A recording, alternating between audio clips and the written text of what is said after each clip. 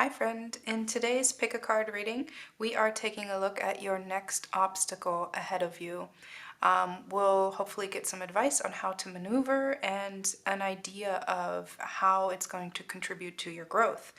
So I have prepared 3 groups, and today I decided to use these coasters. I thrifted these a while ago. It came in a pack of 5 and I chose 3 of them, and they have some lovely flowers on them. I was outside earlier today and I saw a bunch of flowers. It just recently rained a bunch here where I'm at, so now that spring is springing, there are lots of flowers all over, and I just thought I wanted to kind of pick up that theme with these coasters. They're cork, vintage cork coasters. Made in England. But look at them, they're so cute. That's group 2. And group 3,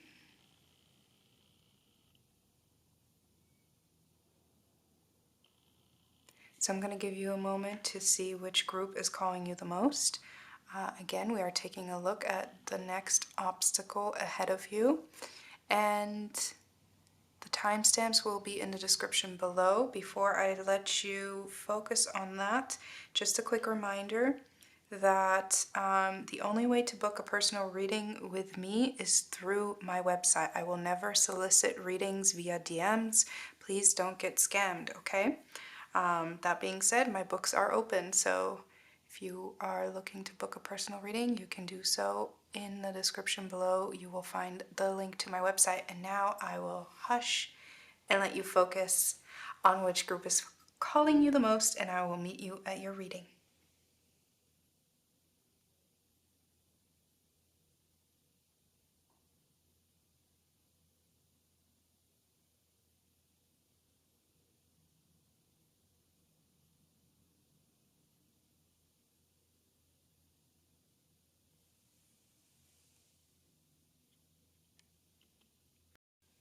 Hi group 1, this is your reading if this is the flower coaster you chose. And also, if you know any of the names of these flowers, please share in the comments. I don't know any names of flowers aside from like the usual suspects, you know, but I would not be able to identify any of these.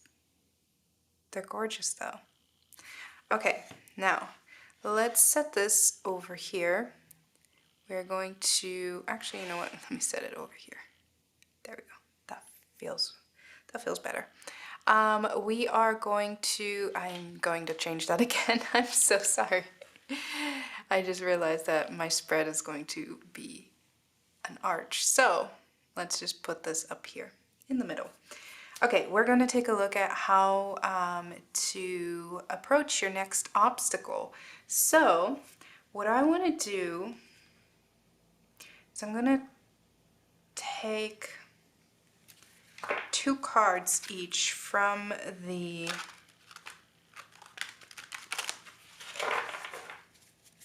archetype deck, and we're going to check your energy at the beginning and then at the end of overcoming this obstacle. Okay, so for group 1, their current energy, group 1's current energy, we have Father, and then their future energy after this obstacle. Oh, we have Hermit. This wants to, we have Advocate. Okay, Advocate kind of seems to go pretty well in the middle here, but we're going to stick to the plan. So we have Father to Hermit. Let's get the story in between. So Father, keep in mind that this is archetypes, so this doesn't have to be in alignment with your gender.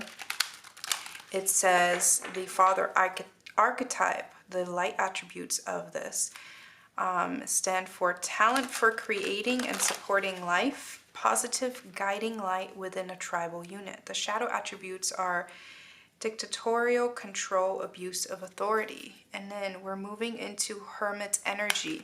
Seek solitude to focus intently on inner life, serves personal creativity. Shadow attributes withdraws from society out of fear or negative judgments of others, refusing to help those in need. Interesting. So there's definitely a turn from being really kind of supportive of others towards putting yourself first, which is probably very necessary. But let's take a look at the story in between. Let's read between the lines. We have the Judgment card. We have the Justice card. Oh yeah, for sure.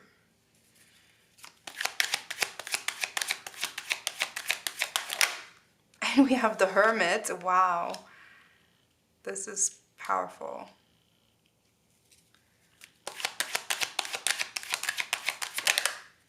And we have the Queen of Swords. You're going to be cutting some people out, to be honest.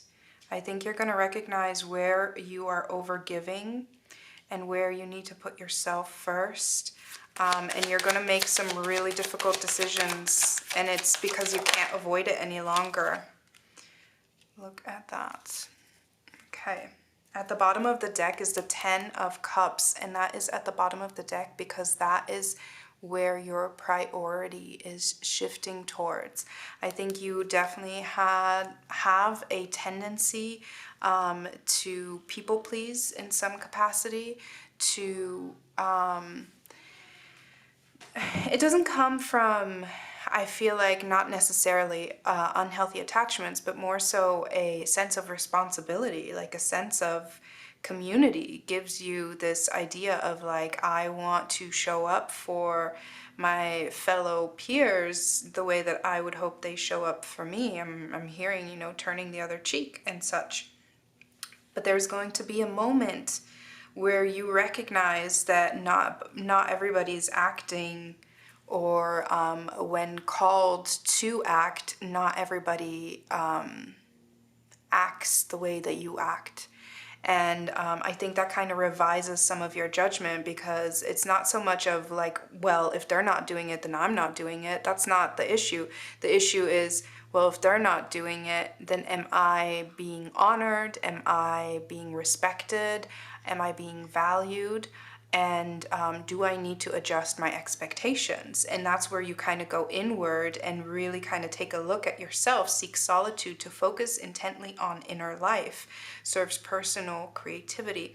That's where you kind of, there's this strong, I mean, we have the Judgment card, but there's a strong sense of judgment on this side, where you really kind of take in some kind of information and you recognize, oh, okay, things are not quite what I thought they were, so I need to adjust accordingly. And then as you adjust accordingly, we have this Queen of Swords energy, where I think you're going to set some new boundaries, but I do think that you're going to do that in a way that is reasonable. That's not super cold-hearted. This isn't the King of Swords. We have the Queen of Swords. The Queen of Swords is still a nurturing energy, even if it is the Queen of Swords. She is inherently motherly. And so there is this loving kind of setting of boundaries because it is necessary. And then we have the Seven of Pentacles, indicating that you have a lot to protect. People were probably freely taking from your, from whatever you were offering, whether that is insight, wisdom, emotional resonance, anything that you were kind of willing to give, and you were giving it freely in a way where people were just like, oh, this is a bargain. I can just take and bounce. And there's definitely this adjustment happening here, because you're recognizing that people are really taking and taking and taking, and that that's not going to lead to your Ten of Cups. So we are readjusting, re-fencing our boundaries is really it. Because I think the last time maybe we set certain boundaries in place and we just thought like, oh, that's gonna keep them out. But it was really just not a very impressive fence to begin with, so we weren't very strict with upholding our boundaries. because you have a very giving and loving nature and you really kind of wanted to experience things with people. But yeah, it seems like we've kind of lost track of our own sense of self, and so that's something that we're getting back to. Let's roll some dice. Very straightforward message. Okay, we have the 9th house, we have Sagittarius, and we have Venus. So the 9th house is the house of higher learning. I will also say that the 9th house is a house of astrology. And along with the Hermit card and inward, sorry, going inward could indicate actually taking a look at your astrology, taking a look at your birth chart, and really trying to figure some things out about yourself. But also just the 9th house is the house of higher learning and higher beliefs. And it is actually a house that is naturally a Sagittarius house. So we are exploring, what are my values? What are my belief systems? What do I adhere to? And what makes me me? And with this Venus energy, I think this really indicates that this is happening for betterment, because we are recognizing the path that we're going on right now is actually slightly off course from getting us to this 10 of Cups. So this is for betterment, and this is also indicating that we need to put our inner balance first. There's a need for self-care, for sure. There's a need for enacting boundaries, upholding boundaries, and enacting self-care, and really kind of honoring yourself for all that you are able to provide to people. Wow, this is a very, very straightforward message, and I'm really digging it. Okay, let's see. Let's get one of these oracle cards, and then I think I want to round it out with getting a Spirit Whispers card, especially for you because we have the Hermit twice. So your spiritual kind of, you showing up for yourself in a spiritual way is going to be very important as you move through this obstacle, which is going to be, this obstacle is going to be that you're going to find yourself really not resonating with the people that you typically connect with. And so you're really going to want to attune to your own energy, meaning spending time alone. That doesn't have to be work. It doesn't have to be self-work. Like, you don't have to sit with yourself and journal about your feelings. You can also just do something that comes very natural to you. Reading a book, painting, puzzling. Like, there's something about just spending some time with yourself and really kind of just being there for you. It doesn't have to turn into self-help, you know?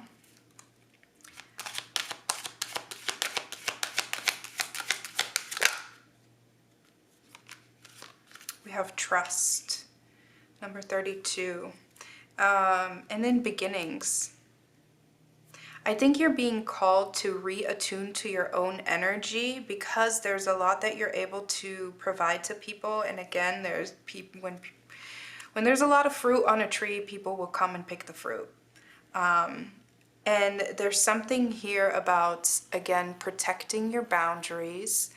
And I think you need to trust in your own energy and really get comfortable with your own energy, so that when you kind of come out of this hermit mode, when you start connecting with people, and this can also just be a weekend. This doesn't have to be a long drawn out thing.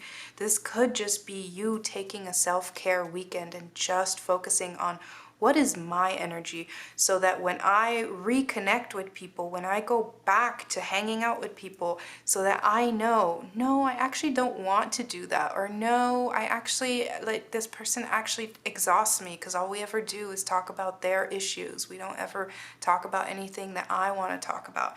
Like, there's just something where you're meant to trust that this time of isolation or this time of solitude is actually fruitful. Even if you don't feel like you're being very productive, this is actually a very important break that you're taking from other external energies.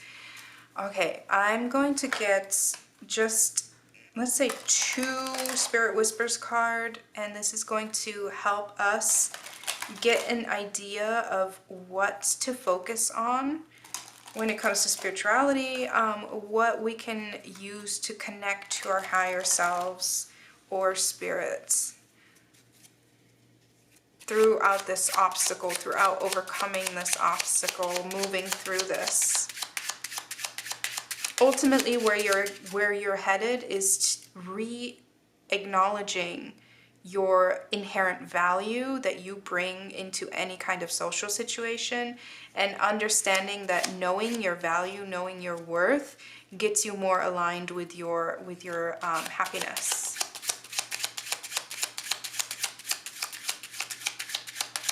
For group 1, let's get 2 cards. That is 1 cardomancy. I always like when this comes out because it's literally, that's what we're doing, cardomancy. This means if you are taking just a weekend or maybe a week, if you're taking a certain set of time to really kind of hang out with yourself, to really kind of reattune to your own energy, you might want to try, if you have a deck, if you read every once in a while, or if you read all the time, there might be a specific reading that you want to do just in conversation with yourself. This is actually a concept that I've been thinking about doing for my YouTube readings. Is I wanted to create a conversation between you and your higher self, or you and your ego. Create a conversation between different aspects of yourself. So that might be something you want to explore. Cardomancy, and what else?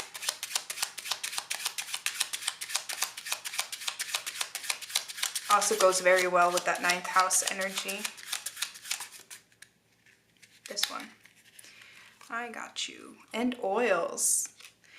So again, with we also have crystals wanted to pop out as well. Crystals, I think, and oils are both indicating to me that we want to focus on kind of cleansing our energy. Oils to me always speak about self-care, because it's really kind of like a very intimate experience that you have with oils, especially if you use oils on your body or taking a bath in oils. A very cleansing experience. The other thing that you could do is working with essential oils and creating different scents to kind of just create, a really, really nice atmosphere to hang out with. But if you are struggling through this transition, you might want to try connecting through cardomancy or oils with your higher self to kind of help you through this transition of solitude, because I do think it's very important. So oils, certain scents, certain oils can really help you empower yourself, and cardomancy, whether that's with oracle cards or tarot cards, you might be able to kind of establish a connection to your intuition, to your subconscious, that otherwise is really kind of hard to get to. Okay, I'm going to leave it there. I'm going to keep these kind of short, I'm hoping. But yeah, this was also just very straightforward. I really hope that it was helpful, that it resonated. And you know what? You might have a lonely weekend. You might have a solitary weekend or week or month ahead of you, but it doesn't have to be lonely. That's where I was trying to go. It might be solitary, but it doesn't have to be lonely. I think you definitely, there's a lot of love to be felt when spending time actively with yourself, that really kind of feeds you, versus spending time with people who don't really value what you have to offer, and then it just kind of goes down the drain, you know? And again, that doesn't have to mean that you're completely cutting everyone out, but this is just kind of like a reassessment of where are we with everyone. And then, you know, we kind of reestablish certain boundaries, but that doesn't mean that certain connections are dead forever. It's just really important that you kind of get a sense of who you are in absence of external influences. Okay, I'm going to leave it there. Thank you so much for hanging out. I do hope that it was interesting, and I hope I get to read for you again sometime. Until then, take care. Hi, Group 2. This is your reading if you chose this lovely... I forgot what it's called. Why am I blanking on it? Coaster. My brain was coasting. If you know any of these flowers, please share in the comments because I'm really awful with flower names and these are gorgeous. If they look like pretty real depictions, I don't know, who knows? But if you recognize any of them, please share. Please share with the class. Okay, so we are taking a look at the next obstacle ahead of you and how to maneuver. We're going to pull 2 cards from the Archetype Oracle deck, and this is going to give us an idea of where your energy is at this time, and then where your energy will be at the time when you have processed and maneuvered this obstacle. Okay, so for Group 2, let's get 1 card for their current energy. Monk, none. Interesting. It says light attributes, selfless devotion and single-minded dedication to spirit. Shadow attributes, negative judgment of the physical world, excess piety. And then 1 card for their energy after this obstacle. 1 card for their, oh, healer. Wow, who are you? Light attribute, passion to serve others by repairing the body, mind, and spirit, ability to help transform pain into healing. Shadow attributes, taking advantage of those who need help, failing to care for oneself. Okay, I actually think that this is very interesting because it almost feels like this energy is necessary to get you to this energy, because when I think of a monk or a nun, it is complete devotion to the cause, right? Which the cause is just devoting your life to spirit, to God, to a church of any kind. Selfless devotion and single-minded dedication to spirit. Versus healer is then turning around after having like communed with spirit, is turning around and kind of using the insight that you've gained for good to help other people, which I think is really, really fascinating, because as a nun or a monk, a lot of times I feel like and I'm just really, this is just hyperbole,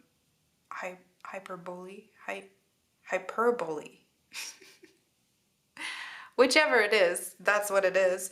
Because I mean, I don't have any direct experiences with the everyday life of being a nun, but I imagine there's just like this wealth of spiritual insight that oftentimes just kind of lies dormant and really only the other nuns and other monks have access to.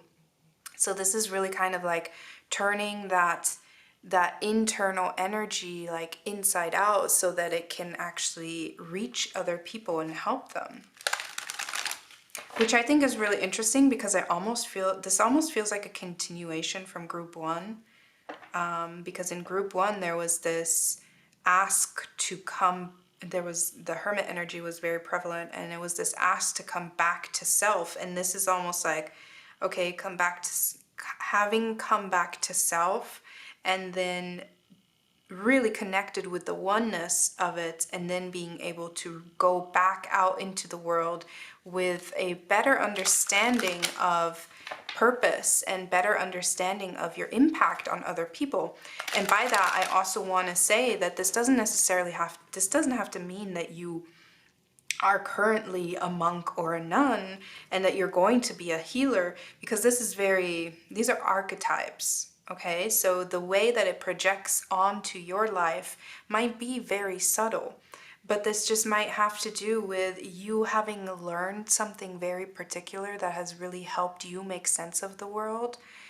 And this next obstacle that you overcome might get you to a point where you're open and willing to share more of that with other people, and that inadvertently has an effect that is somewhat healing to people. So that doesn't mean that you're about to change your whole career and you're going to become a professional healer. Very many people, most people really, are constantly actively healing and using healing powers in very subtle and minute ways, and we don't necessarily recognize it as that. Okay, we have the Star card come out first. I love that because that really goes very well with this healer energy. Oh, see, I think you really had to work on healing yourself. There was something that you really kind of needed to make sense of on your own. And I think making sense of that is what gets you in a place to help others make sense of it as well. Oh, this card wants out. Yep, see, I love this. This is so on point. It's exactly, Page of Swords is about learning something and being really excited about the knowledge, being like, wait.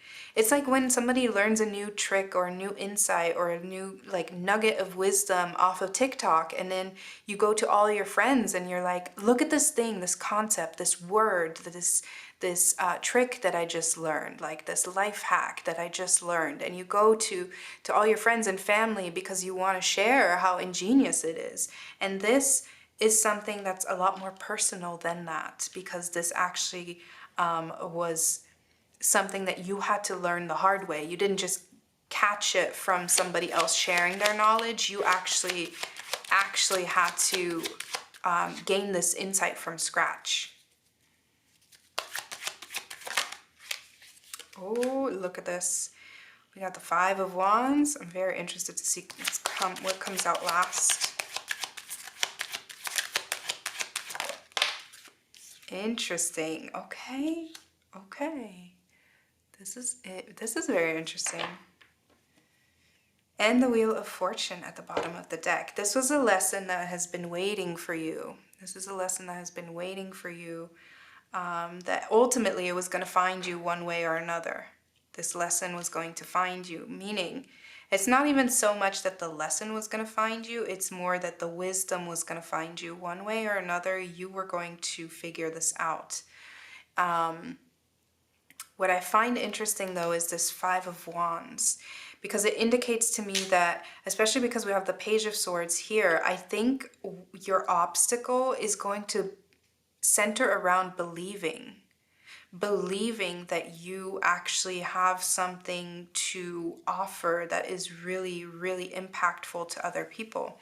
I think you're going to have some issues around convincing yourself that you are a healer. And that is exactly why I said, before we pulled any of these cards, that is exactly why I said, this doesn't have to mean that you're going to become a professional healer, because I could already tell that your energy was very much like, what? No, I don't do that. And also with monk and nun, I feel like when you think about the act of commitment, committing your life to spirit, even the cloaks that they wear have to do with giving up their individuality, and it has to do a lot with giving up the idea of I'm special, because it's all about spirit, it's all about God, it's all about devotion, right?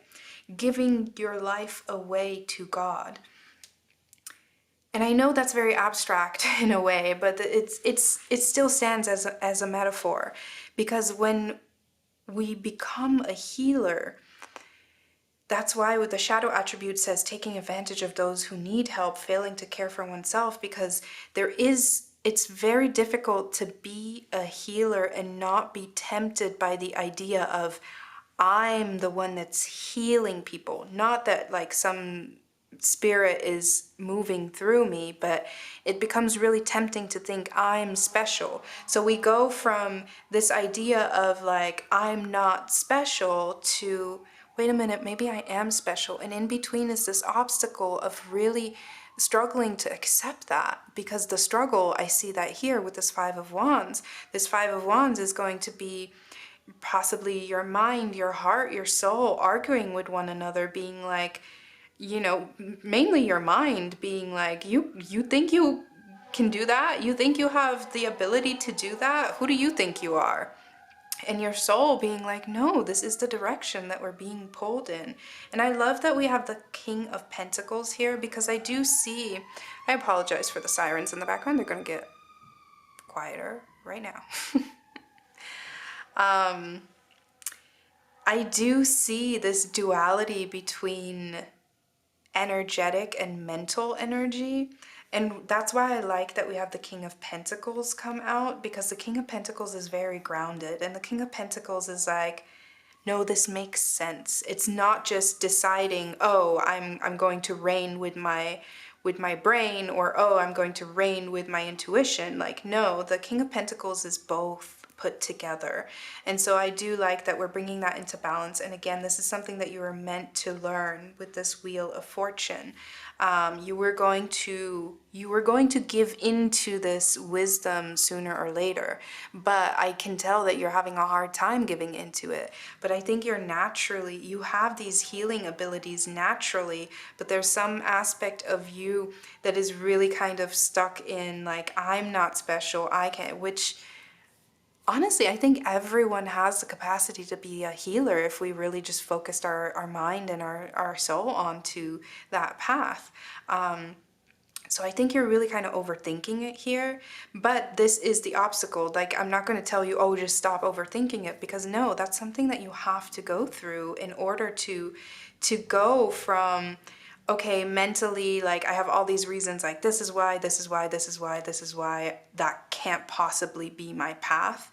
And then in spite of all those reasons, still feeling the draw, still feeling pushed, still seeing signs, still it just naturally happening.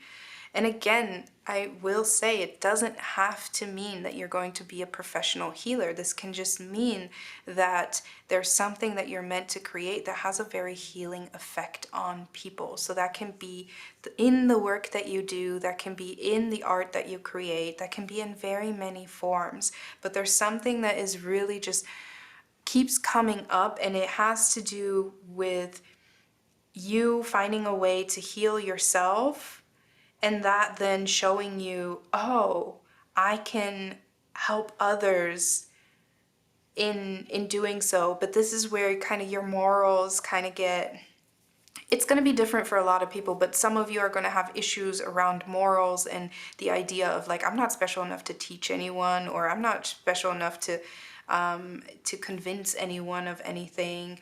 But ultimately what I see is that there is a path for you. There, with this King of Pentacles, there's a path for you. And this next obstacle has a lot with overcoming the negative voices in your mind. It also doesn't have to be like all encompassing, right? This can just be like a small, that's the thing. It's just your next obstacle. This can be a daily obstacle, something that's just kind of more minute, or it can be something that's a lot that unfolds over a longer period of time. You're really going to have to know what applies. But ultimately, I'm also going to tell you right now that for some of you, this could be as simple as there's a test that you have to pass in order to get some kind of certification or anything like that. And in that case, I do feel like you are going to pass that, but you're kind of worried about it. But this is part of something that you have to go through. There's a lot of competition around either like a job that you want, but ultimately with this King of Pentacles, if you put in the work, you'll be rewarded. Now, let's roll some dice.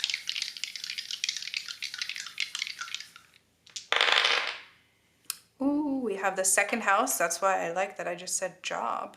And Libra and Uranus. The second house is the house of financial gains, but it is also the house of self-worth, and that's what I'm seeing here. It's this idea of like, it couldn't possibly be just me that is able to do these things, right? Not little old me.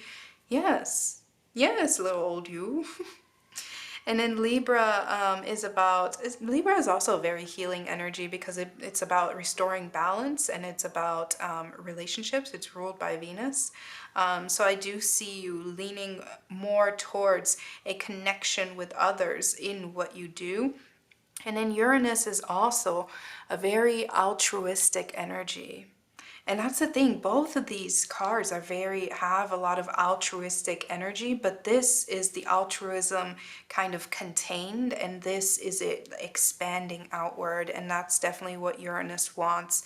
Uranus wants to spread altruism.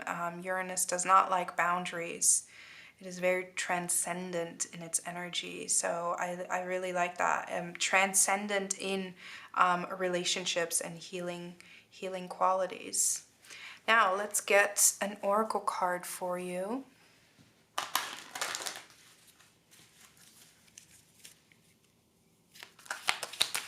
For group 2. Oh, it's that one. The unexpected.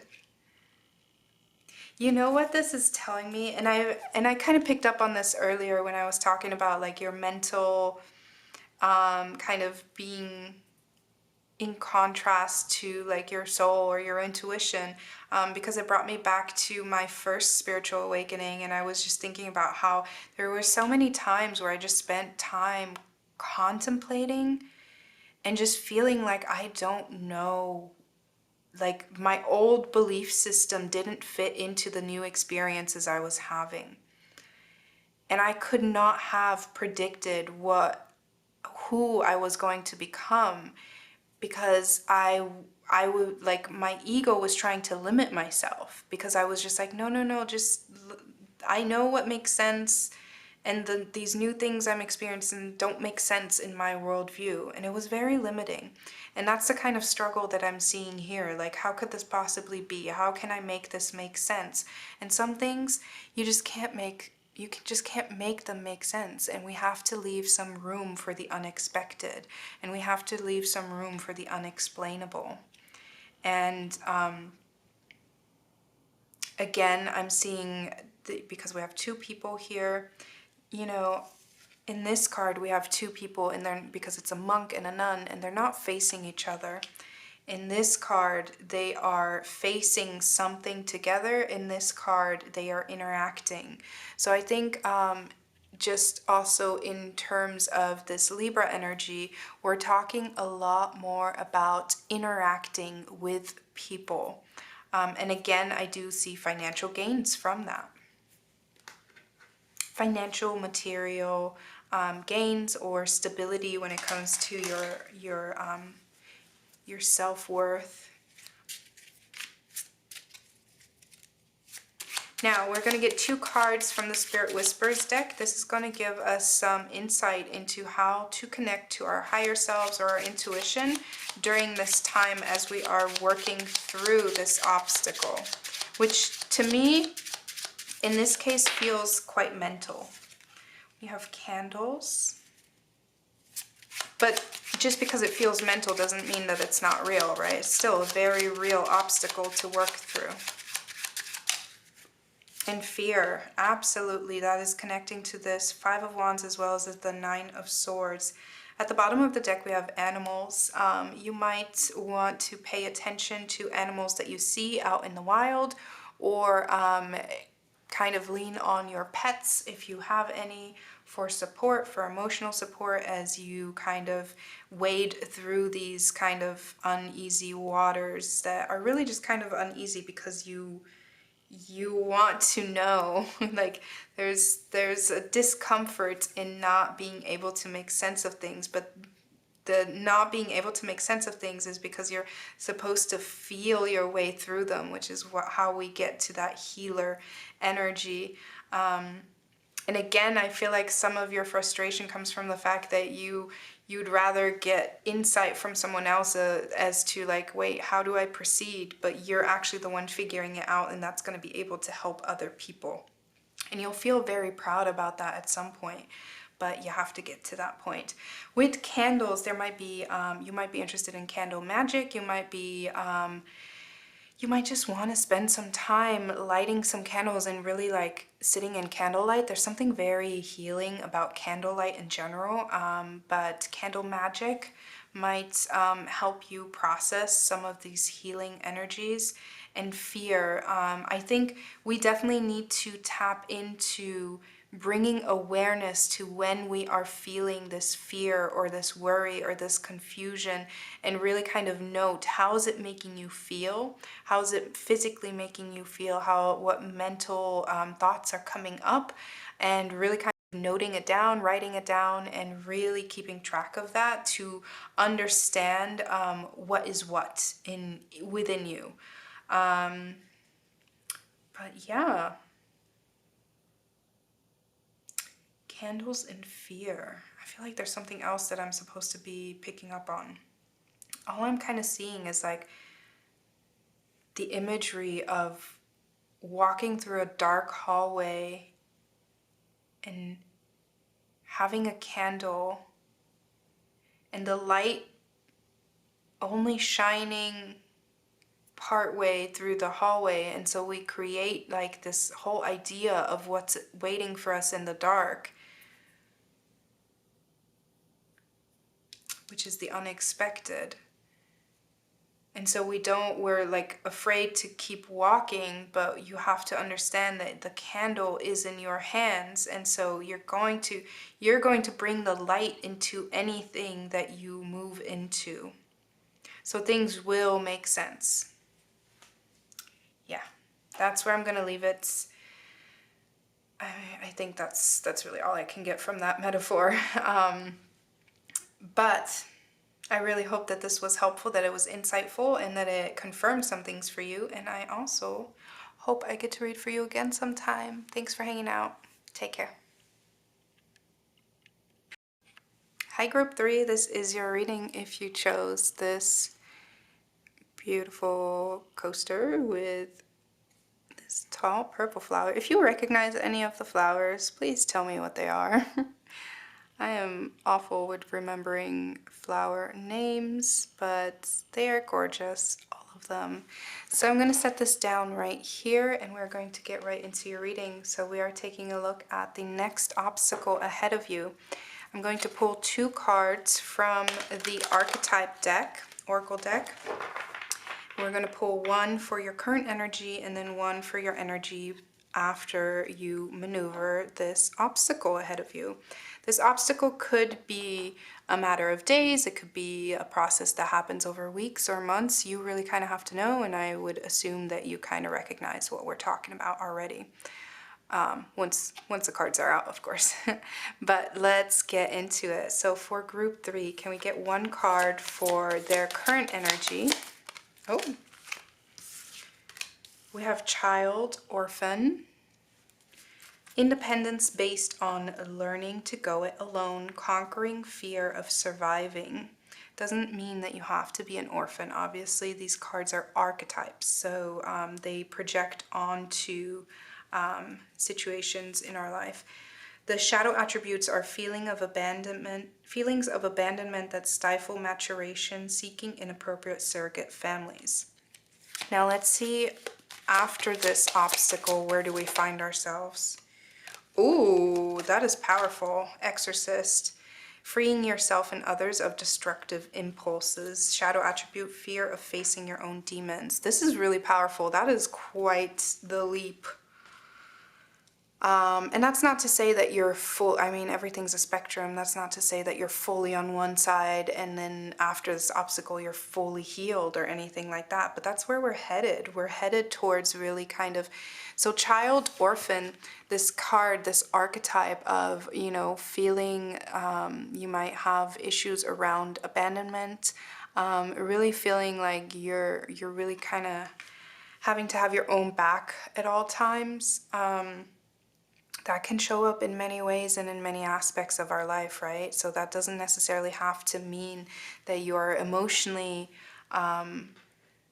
troubled when it comes to abandonment issues, but this could also be in regards to work situations or romance. Like there's just a lot of ways that this could play out, and where it might become evident that you are hyper independent for out of fear of being kind of neglected.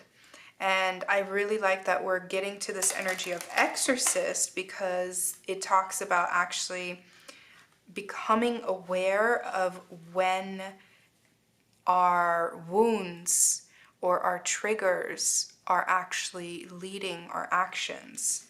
Because exorcist isn't just the awareness, it is also the action of driving that unhealthy and destructive impulse out of our system. Okay, now let's pull some cards to see the progress in between here. We have the Seven of Wands.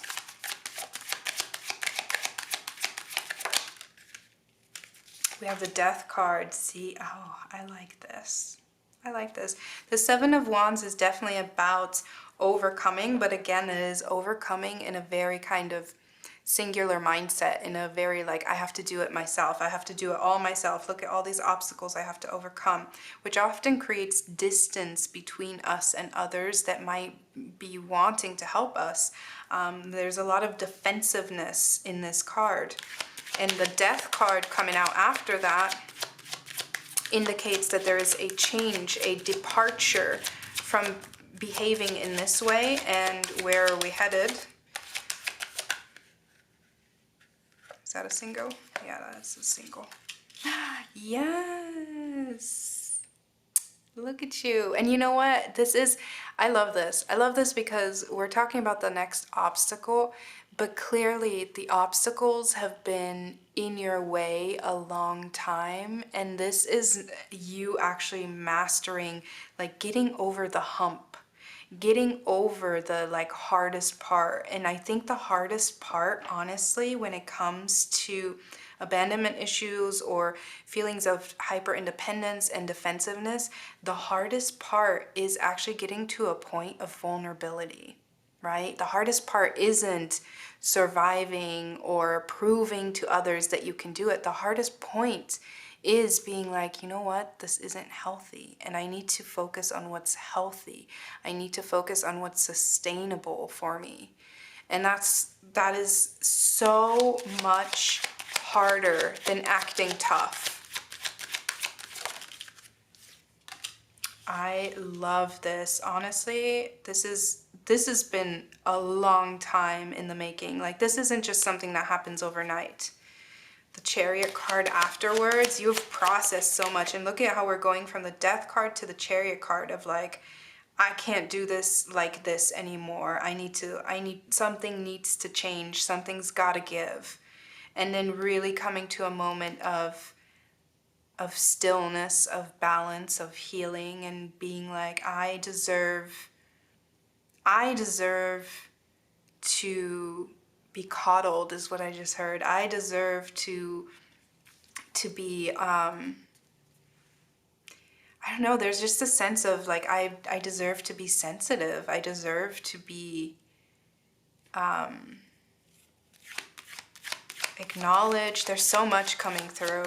I deserve to be acknowledged. I deserve to be taken into account. I deserve to be worried over. I deserve to be, look at that. Are you kidding me? Ah, look at this. Okay, we got the Nine of Wands at the bottom of the deck. And this is a beautiful, I heard it, so I gotta say it. This is a beautiful work of art. But yes, this is a beautiful process that is not easy, and you've been putting so much work. This doesn't just happen overnight. You've been putting so much effort into this. And this has a lot to do with vulnerability. However, having the Nine of Wands at the bottom of the deck is a very strong reminder that changing your outlook on things, which is where you're headed, you're changing your outlook, and therefore you are taking, you're bringing awareness into yourself and then taking accountability for the things that are within your control. You're changing your outlook, and that really changes the way everything in your life kind of seeps into, like, it's there's something very particular about your perspective changing, especially with this hangman, but still I'm seeing something very particular about your eyes, and how, imagine if your permanent glasses were the wrong, I don't know what it's called. I don't have glasses. I apologize. But you know, when they're like, it's the wrong thickness of glass, and you've been told like, no, this is right. These are your glasses, and you can see the world the way it is. And you think, wow, this is the way the world looks. And then you get glasses that are actually matched up to accommodate your eyesight, accommodate the difference, because I don't want to say deficiency, but the difference in your eyesight, and then you see the world clearly. It brings a whole new perspective into everything. However, having a whole new perspective doesn't just ignite changed behavior. Changed behavior is still an action that has to be taken. And it can be really frustrating, especially when we enact changed behavior, but our surroundings are still the same. Then we are the odd man out. And then it becomes like, oh, why is that person all of a sudden so sensitive? Why are they all of a sudden all this? Like, they didn't used to care about that, blah, blah. And that can, especially when we have a history of being really defensive, it can take the joy out of discovery so quickly. And that's where I was trying to go. This is a strong reminder that this isn't going to get easy, but it is worth it, because you're freeing yourself of a lot of baggage. But we have to keep in mind that it doesn't happen overnight, and that you are definitely you're definitely going to feel tempted to kind of have a defeatist energy about this. Here we are defensive, this is defeatist, of like, I don't know how much more I can take of this. Like, look, I've been vulnerable and now I have to deal with all this. Like, but this is just a reminder that that energy might come up, and that's normal and that's human, and you're just going to have to work through that energy. But what I'm seeing here is a very empowering arc of you becoming vulnerable and then moving on from the things that really kind of kept you in a very defensive energy, and you're really going to open up to a whole new perspective in life. And I love that. This is really great. This is really encouraging. It's really encouraging from Spirit, saying like, you keep going. It's almost like, I don't know why, but I'm getting this imagery of a walnut. I don't know if you've ever spent time cracking walnuts like extensively. My grandma, they have a walnut tree in the back, and let me tell you, first of all, I never realized how privileged we were to have a walnut tree, because, or for my grandparents to have a walnut tree, because now that I'm an adult, I realize how freaking expensive walnuts are. We like always had baskets and baskets full of walnuts, and I always thought they were kind of gross as a kid, but I love them now as an adult. Anyways, because we had baskets and baskets full, there's a lot of times where we spent hours just cracking walnuts to help my grandma preserve them. Anyways, sometimes you get a nut that you just can't crack, and then your arms are already tired, and you have the cracker, and it's just like that nothing's happening, and it's just such a tight like construction where it's like you have to find a little weak point. Honestly, I kind of forgot why I started talking about the walnuts. But I do think it kind of connects. Okay, I think I'm getting it back. I think it kind of connects to you having to find this weak point of when can you crack this open. But once it's open, it's open. You're not going to put it back together. It's not going to ever have that same restrictive structure. Yeah, let's roll some dice. Really went on a walnut tangent there.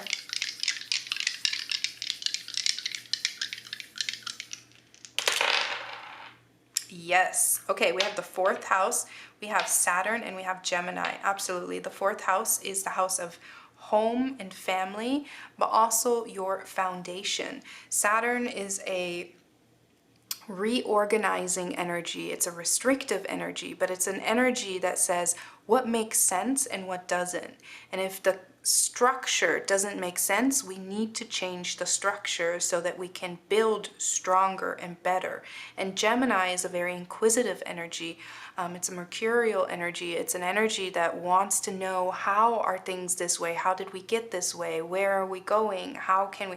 This is a very inquisitive energy around improving your foundation. And that's where this exorcist energy is going to take you. It's really kind of like cleaning up your foundation so that you can build stronger and with a new perspective that really leaves you a lot more empowered, so that you're not at the whim of your triggers or at the whim of your defensive energy. Because defensiveness, trust me, I know this, defensiveness is sometimes, it's comfortable because it keeps us in control, but it's not sustainable. It's unfortunately not sustainable, because through defensiveness, we keep out everything, the good and the bad. We keep it all out. We keep it all at an arm's length. And that's just not sustainable. Okay, let's pick an oracle card.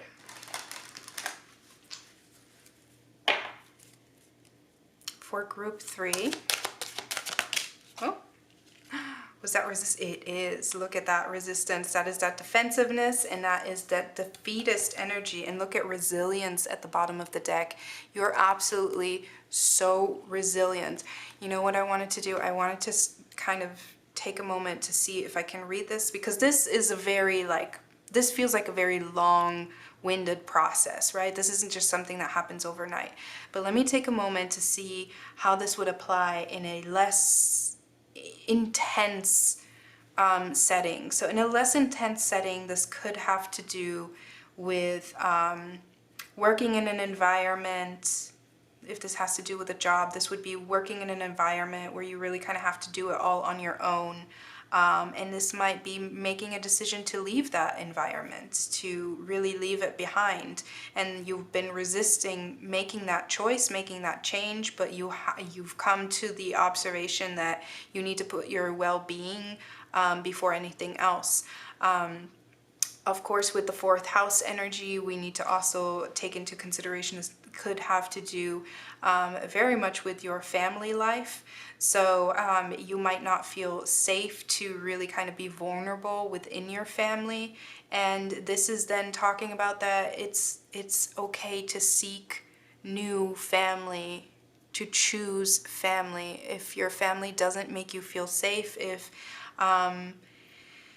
there's just not any kind of understanding for you to better yourself, for you to, and that's not saying that you need betterment, but still there is definitely an expansion happening within your foundation. And if your family doesn't allow any room for that, then it is okay to rid yourself from toxic family. And I mean like worst case scenario kind of thing, if they don't accept who you are for your identity expression, your gender expression, your sexuality, stuff like that. It's okay to rid yourself of toxic, especially with that Saturn energy in the fourth house. It's okay to rid yourself of toxic family connections. You don't have to hold on to them just because society says you have to hold on to your family. You can find a lot of support out there. But again, that doesn't mean that it's going to be easy with this Nine of Wands down here. Of course, I don't want to minimize this at all. But going back to the Oracle card, this Resistance card is definitely saying how this is something that even though you've resisted it for a while, it grows through the cracks, right? It's been a long time coming, quite honestly. So I'm having a hard time really applying this to anything that would be kind of like a short-term experience, because it just feels like this is something that we've probably experienced for most of our life, and we're really being pushed to kind of take a look at how and why, and if this behavior is serving us. Where it comes from is obviously the need to have, there was some kind of need that you had to show up for yourself because nobody else showed up. There was a need for you to be hyper independent because you couldn't rely on the people around you. But at some point in time, when you've like proven yourself, that those feelings of abandonment can really kind of keep you stuck. Also, seeking inappropriate surrogate families in the shadow attributes might have to do with just creating codependence with people that are just as kind of, that come from a trauma bond. So creating a bond with people that have matching wounds to yours, that where neither one of you are really kind of facilitating any kind of healing. You're really just keeping each other's wounds company. Oh, we have astrology come out. So this is my Spirit Whispers deck, and this is really, we're asking how can group 3 connect with their higher self or spirits throughout this time to really kind of gain a better understanding of how to maneuver through this obstacle. So astrology, so you might, if you're already into that kind of thing, you might want to take a look at your transits that are happening. I could easily see this being a Saturn return in the 4th house, or Saturn traveling through your 4th house, having a lot to do with just really kind of having to face some of that trauma that we've kind of tucked away for a long time and just kind of adopted a defensive energy just out of ease. So you might want to pay attention to whatever astrological transits you're experiencing at this time. And then one more. Oh, we have knowing, claircognizance. And I like that this is coming out over on this side, over the Hanged Man, because that is very much it. Like the Hanged Man becomes illuminated through a change in perspective. If you take a look at this halo around his head, it is the changed perspective, the stillness that he takes on that allows him enlightenment, which is knowing. Claircognizance is the inner knowing, listening to your intuition when it, especially when it's telling you to move with this Chariot card. If you're being asked, if your intuition is telling you like, hey, we need to do something, we need to move, we need to do this, we need to do that, you need to honor that, you need to listen. I'm not saying you have to act, although this card does indicate that. But what I'm saying is that you have to take it into account for sure, because it's telling there is some kind of inner knowing, especially with this Temperance card as well at the top of this arc. It's definitely talking about probably resisting some kind of inner knowing that you have, that you've been really defensive towards, where you probably knew like, hey, this connection, this person, this family member, this friend is actually really not healthy for us. We need to remove ourselves a little bit from that. And we probably have been resisting that inner knowing. And when we do that, we really kind of begin a troubled relationship with our intuition. When we start ignoring it, and we ignore it on a like habitual basis, we get really kind of like, it becomes a strained relationship between us and our intuition. And so there's definitely something to be said here for you when it comes to inner knowing. You need to cultivate some trust around when your gut is telling you something. You need to listen, and you need to cultivate trust. And even if you cannot rationalize, I don't know why I feel the need to do this, I just have to trust I'm gonna do it. Okay, I'm gonna leave it there. Thank you so much for hanging out with me. I really hope that this was insightful, that it was confirming in some aspects, and I do hope I get to read for you again sometime. Until then, take care.